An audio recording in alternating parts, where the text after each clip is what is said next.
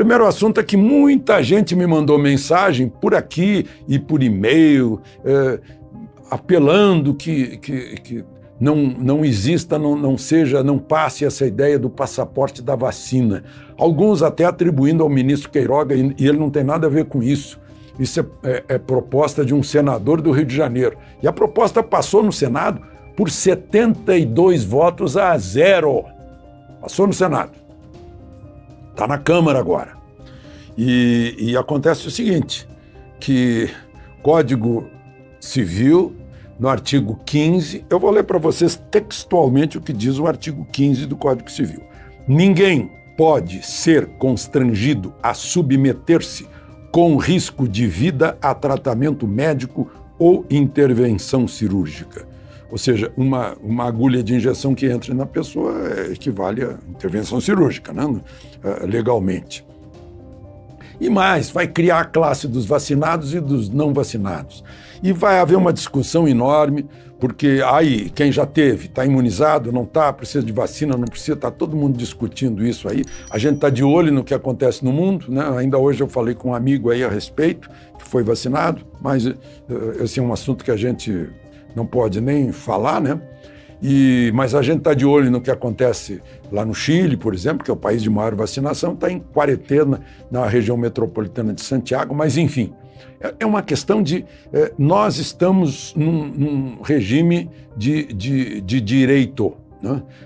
Prevalência do direito, das liberdades. Eu sei que toda hora a própria Suprema Corte está cortando liberdades que estão previstas em cláusula pétrea da Constituição, né? Direito de ir e vir, direito ao trabalho, direito, liberdade de culto, a casa é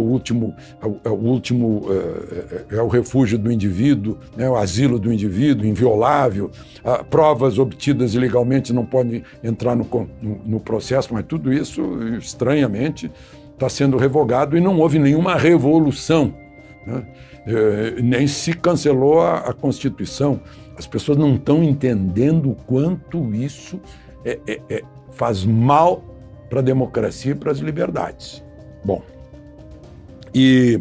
então está nas mãos da Câmara agora essa história, né? A pessoa sem o certificado não poderia entrar em hotéis, né? Em navios, provavelmente em aviões também, eu não vi na notícia o avião, mas em parques, né? Ia criar um outro cidadão diferente, o cidadão com certificado de vacina. Eu sei que esse negócio já deu problema sério no Rio de Janeiro, na revolta da vacina, né? Acabou o governo recuando, lá nos tempos de Oswaldo Cruz e a varíola. Bom, aí vem um outro assunto, lá na Câmara. A Câmara autorizou, o processo já tinha passado pelo Senado, mas vai ter que voltar porque houve modificações, autorizou que laboratórios veterinários possam produzir a vacina aqui no Brasil, vacina para humanos. Eles já têm o know-how de vacinação de animais. Nós somos animais também, só que somos do gênero humano,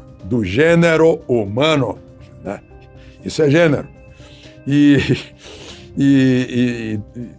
vão ser autorizados, a Câmara está autorizando, volta para o Senado porque teve modificações, e aí a Anvisa que vai ficar jurisdicionando esses laboratórios veterinários, que antes não era a Anvisa. Agora, deixa eu contar para vocês, vou ter que usar uma lupa. Está aqui a carteira de vacinação dos meus cachorros. Então, carteira de vacinação, eu vou pegar aqui uma carteira mais antiga, 2017, 3 de fevereiro, vacinação.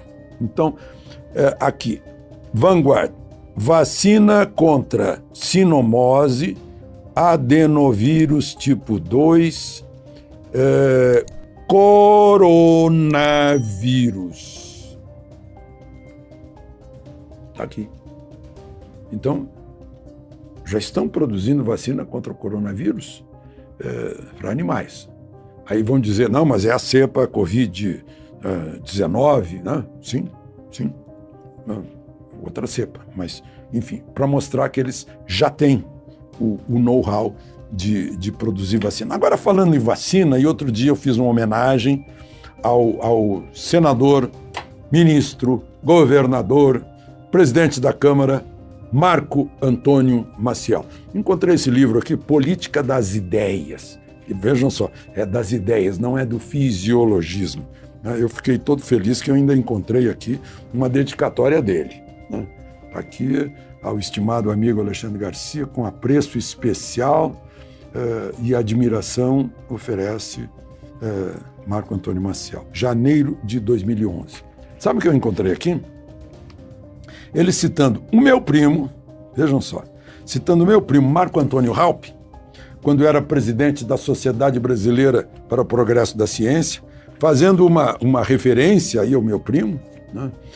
E, vejam só, lembrando, né, a importância do desenvolvimento científico e dizendo que ele foi o autor da lei de 5 de janeiro de 1995, ele, Marco Maciel, que estabelece normas para o uso das técnicas de engenharia genética para a construção, manipulação, circulação e liberação das moléculas de DNA recombinante e de organismos e vírus que os contenham. Olha a visão de um estadista. 1995.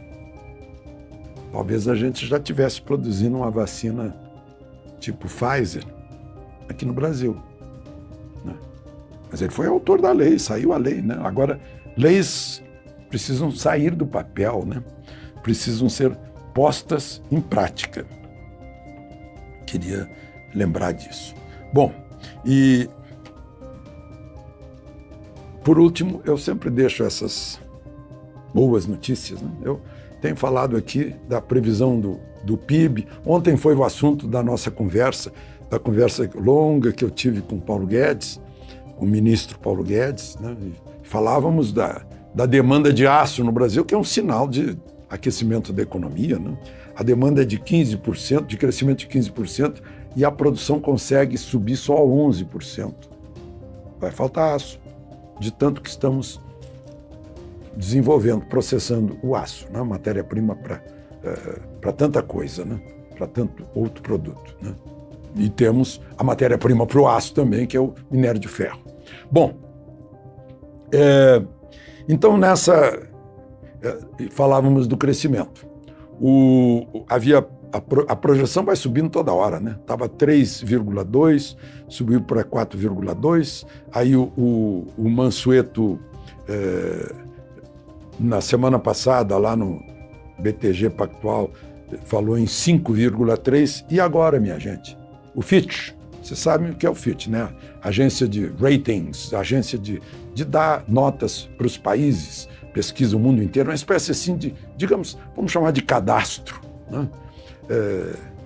Cadastro dos países. Aí a Fitch diz que o Brasil agora não estamos mais prevendo que iria crescer 3,3%, e sim 5% neste ano de 2021. E a inflação pode ir a 5,5%, mas vai desacelerar em 2022. A inflação, essa inflação é a decorrência da euforia da economia, dessa vinda de produção. Paulo Guedes não está eufórico assim, porque sabe que tem muita gente no Brasil que está penando ainda por esses lockdowns, essas paralisações, tudo isso, e vai continuar por mais 3 meses, né, o auxílio emergencial, né? Mas tá aí. É o brasileiro. O brasileiro, né, a resiliência, que é a capacidade de amassar e desamassar e voltar à forma original, né? O brasileiro foi derrubado, ele não caiu não, ele foi derrubado. Foi derrubado, sacudiu a poeira, levantou e está dando a volta por cima. De Brasília, Alexandre Garcia.